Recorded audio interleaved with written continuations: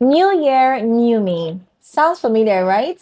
But do you also know that if you enter this new year with the same approach you had towards last year that made you fail, you, my darling, are going to fail again. And that's because you're entering the new year with the same approach, with the same habits, with the same you, with the same character you have, with the same mindset. Every year you set goals and you have so much high energy. And then you notice that at the end of that year or towards the end of that year, the energy level drops. You're inconsistent, you're not productive, you're not goal oriented, you're basically not showing up for yourself as much as you should. And you wait till the next year again to say, new year, new me. Come on, girl. Something has to change at this point. Come on. Let's try something different, okay? I'm going to walk you through how to set your goals and achieve them in this year, 2024. And trust me, you're going to love this one.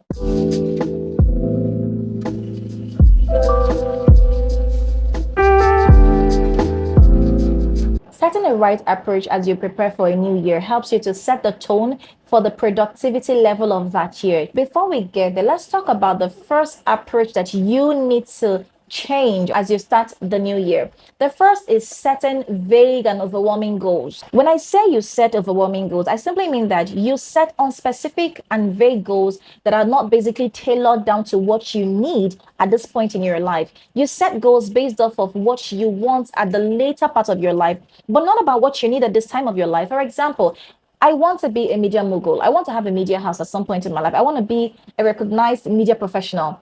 It is not something that I can achieve this year. I need to ask myself questions like, what do I need this year, at this age, at this point, at this time of my life, with the level of progress I've made so far?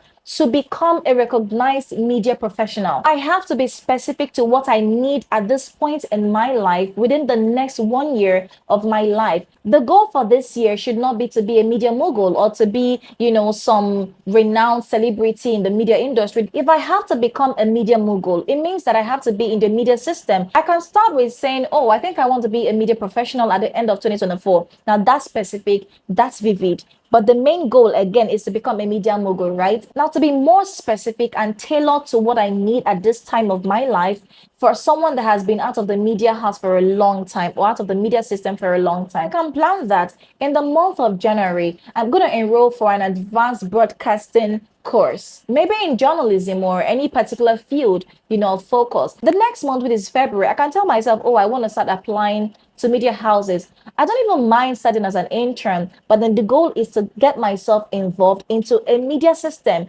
basically get myself employed in a media house.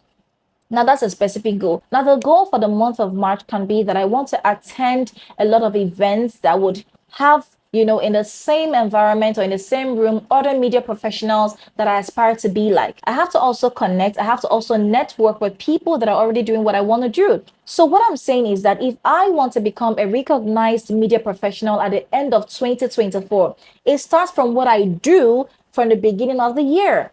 So I have to have a specific goal for January, for February, for March, basically for the first quarter, second quarter, third quarter of the whole year. That way, I'm tailoring my goals to the needs I have right now to become who I want to be. I'm tailoring my goals to cover up for the lapses I have right now that is hindering me from becoming a media professional. The next mistake that you need to correct is to enter a new year with the same habits, with the same personality, with the same mindset, and expect something different to happen. Love, it will never happen. You're gonna fail again, and that's the truth. Okay, I'm not supposed to be laughing at you, but then the truth is you're gonna fail again, right? If you have to have a different result in 2024, your habits have to change. You need to analyze the habits that you've built in 2023 that have made you to become inconsistent, procrastinate a lot, become unproductive, that have stopped you from showing up for yourself every given time, that have basically sent you into a lazy era. You need to cultivate new habits if you're going to be productive in 2024. I'm talking about habits like working out, reading, trainings, creating a structure for yourself, basically. Instilling discipline into yourself as well, because the truth is, you're an adult. You have to learn how to lead yourself because leading yourself is the most difficult thing to do because you find out that you can give excuses for anything. You can basically feel like you don't want to do something and you choose not to do it. You cannot start the new year with the same you, with the same habits, with the same formation you've had so far. No, something has to change. The next mistake you need to stop doing to help you become more productive is to stop perfectionism. You are such a perfectionist. I am too. Let me not even lie. But I need you to become more open to making mistakes and learning from them, right? Everything doesn't have to happen exactly the way you plan them to be. Sometimes things can just fail for you. Sometimes you can fail in certain areas, but the mistake is you staying there and accepting that you failed. No, you can fail, accept that you failed, but then make up your mind to stand up and try again. We're so focused on doing it right as a when due, the particular timing, the particular way, and when we fail, we just beat ourselves up a lot. Don't be too focused on achieving your goals perfectly and forgetting that you're also a human being. Sometimes you might even have health issues, but take a pause, take care of yourself, and start again. That is how life is. And that's because times and seasons are not in your hands. You can't even plan that you're going to have a particular year exactly how you want to have it because it is not in your hand to decide. But take hold of your plans and take hold of yourself and also learn to lead yourself and give yourself some grace when you have to. Another mistake that we make is that we set a lot of goals. Like you set a lot of goals for yourself, and at the end of the year, you achieve none. One advice I would give you is in the year 2024, don't set a lot of goals. Don't pursue a lot of goals. Don't chase so much goals that you run out of, ideas. You run out of the energy and the motivation. Set specific and small number of goals. It can be three specific goals, just three. And it depends on the priority that you have, in your life. If you tell yourself, for the next 1 year of my life, I want to pursue my career goal. I have my eyes on one goal for my career, and that's where I'm going to. You're gonna focus on that. You're gonna keep hitting it. It's like when you're hitting a wall, you keep hitting, you don't hit here and go and hit here and go and hit there. No, keep hitting on the same spot until the wall falls.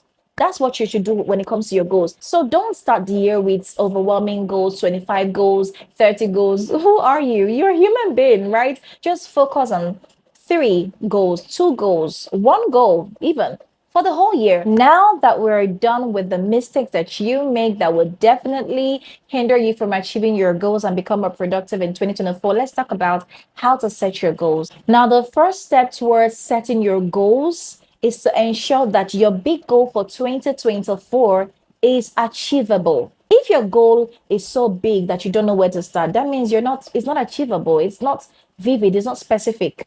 Let your goal be specific. What is your big goal at the end of 2024?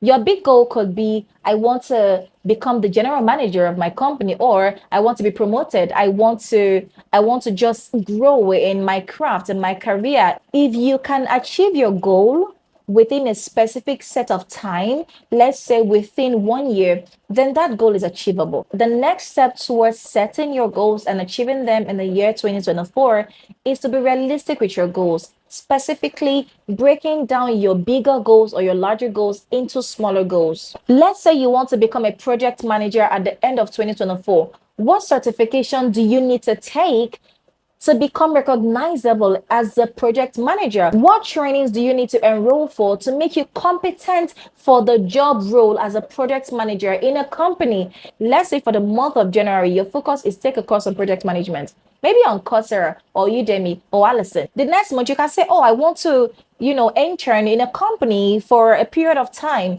and start building my competency, right? You start doing that. The next month, you can say, oh, I want to now have a more professional certification that shows me off as a project manager.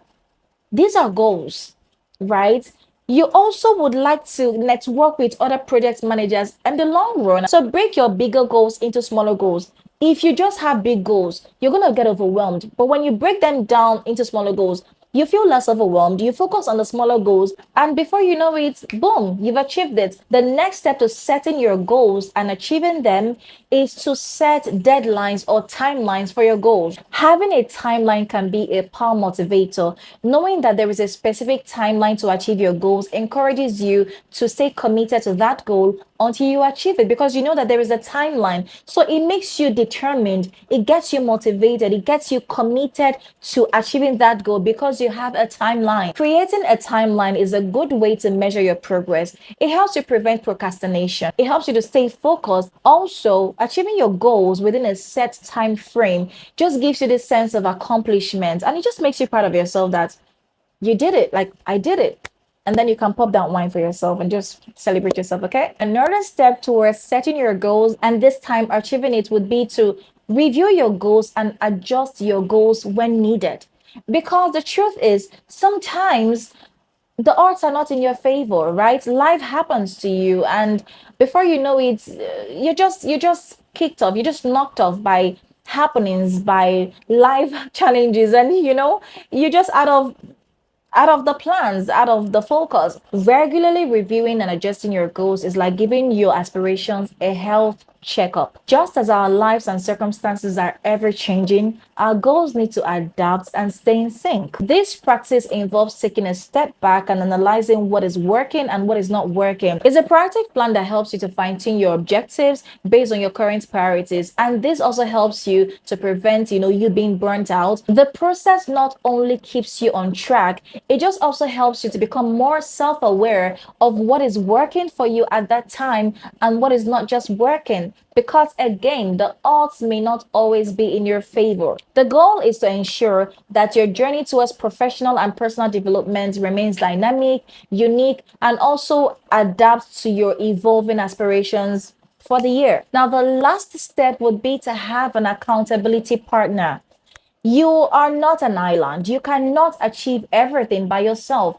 You need to have people that you're accountable to. You need to have those friends that will push you and motivate you and just keep you accountable to your goals, right? So look out for a few friends that are able to have the same kind of goals with you. Not exactly the same kind of goal, but like they also have goals for themselves, and you can share your goals. I'm not saying tell your goals to everybody, like have a friend or two of them and share your goals and tell yourselves what you want to be held accountable for at a particular period, and you guys will just do this thing by yourselves alone. My last video, I spoke about how to analyze your year, and one of the things I said you should analyze is your relationships, right? If you want to watch that video, the link is up here. Definitely, you cannot do this by yourself, because at some point you're going to run out of your fuel. You're going to burn out. You're going to need motivation. You're going to need someone to hold your hands and tell you you're doing okay. That way, you are able to run with certain people that are going the same way you're going, your direction. You are not an island. You cannot